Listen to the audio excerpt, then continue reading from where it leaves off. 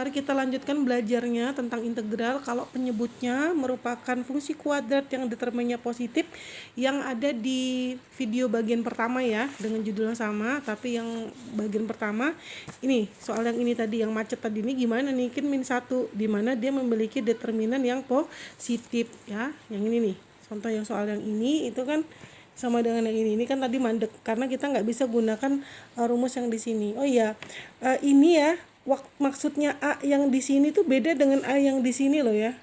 Kalau A yang di sini ini maksudnya A untuk mendeteksi determinannya, untuk menentukan determinannya berapa, itu A yang konstanta depannya E kuadrat. Tapi kalau penggunaan rumus itu A-nya beda lagi dengan yang ini maksudnya. Paham ya?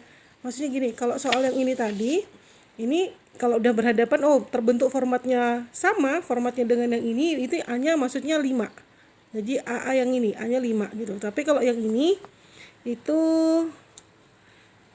A yang di sini maksudnya A yang depannya E kuadrat gitu ya. Kebetulan kok simbolnya sama, ini udah terlanjur ya. Tapi bisa yang membedakan maksudnya A yang di perumusan rumus 7 dengan A yang untuk koefisien persamaan kuadrat. Ini beda konteks ya.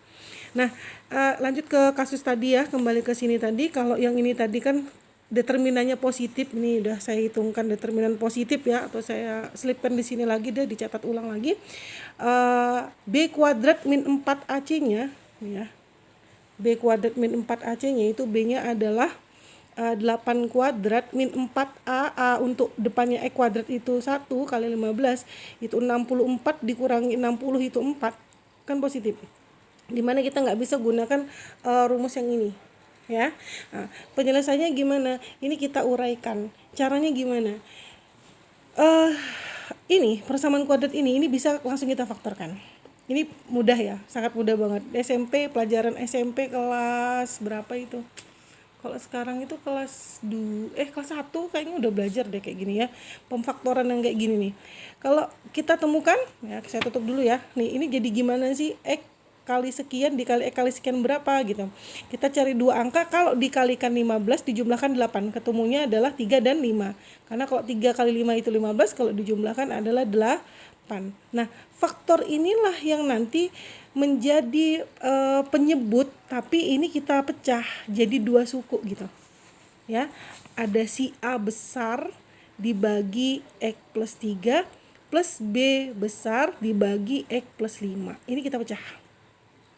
Penyebutnya bukan lagi merupakan persamaan kuadrat, tapi persamaan linear atau pangkat 1 gitu ya, X plus 3 dan X plus 5.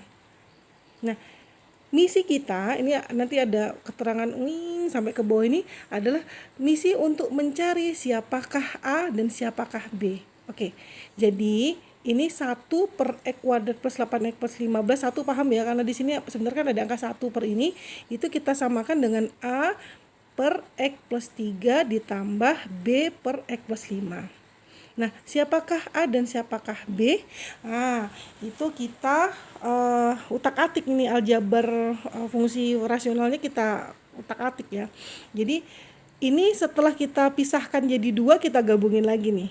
Ini kayak perkalian silang kan. Jadi Anda nggak bingung ya, dari sini ke sini nggak masalah ya. Gini. Kalau kita punya nulis di mana ya? Di sinilah. Sini ya. Kalau kita punya misalnya 2 per 7 ditambah 3 per 5, itu gimana? Itu kan sama saja dengan gimana? Per, ini 7 kali 5, ya kan? Ini adalah 2 kali 5 ditambah 3 kali 7, kali silang itu loh, 2 kali 5, 3 kali 7. Artinya kalau ini dikembalikan lagi, ini kan penyebutnya dijadikan 1 kan begini nih. Ini kita tutup nih.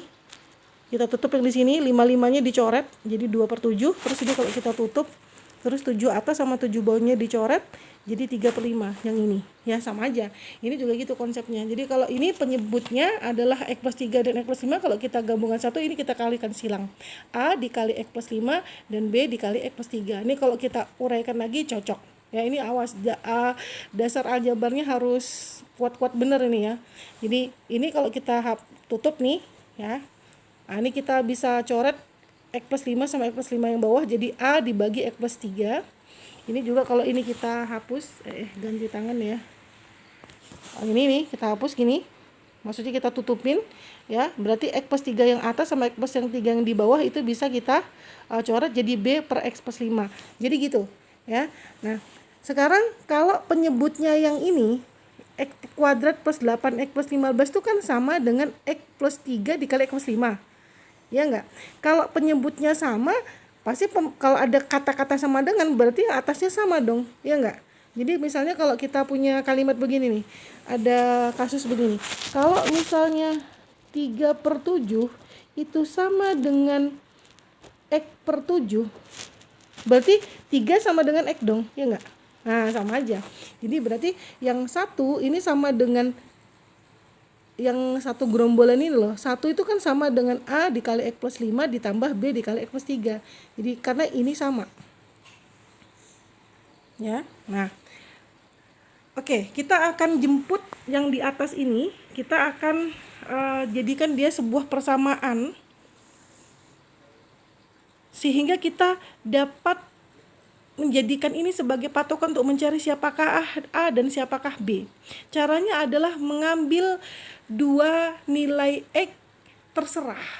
Nah, tapi terserah kitanya itu ya, terserah sebenarnya Anda mau ngambil nilai X-nya itu 9 ke 9,9 ke atau 109, terserah, tetapi kita perlu bijaksana di sini untuk mengambil nilai X yang kalau bisa kita bikin gampang, kenapa kita bikin susah sih gitu ya. Di sini saya ambil nilai X-nya adalah min 5. Oh, maksudnya kenapa ini? Apakah terserah saya?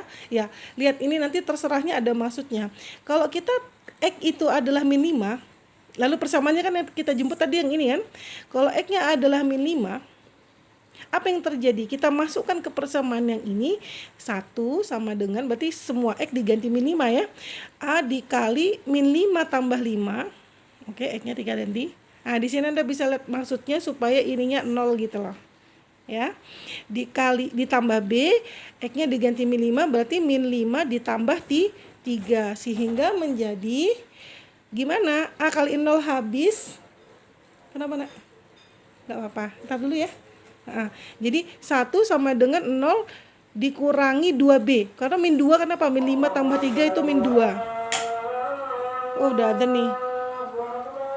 Skip dulu ya.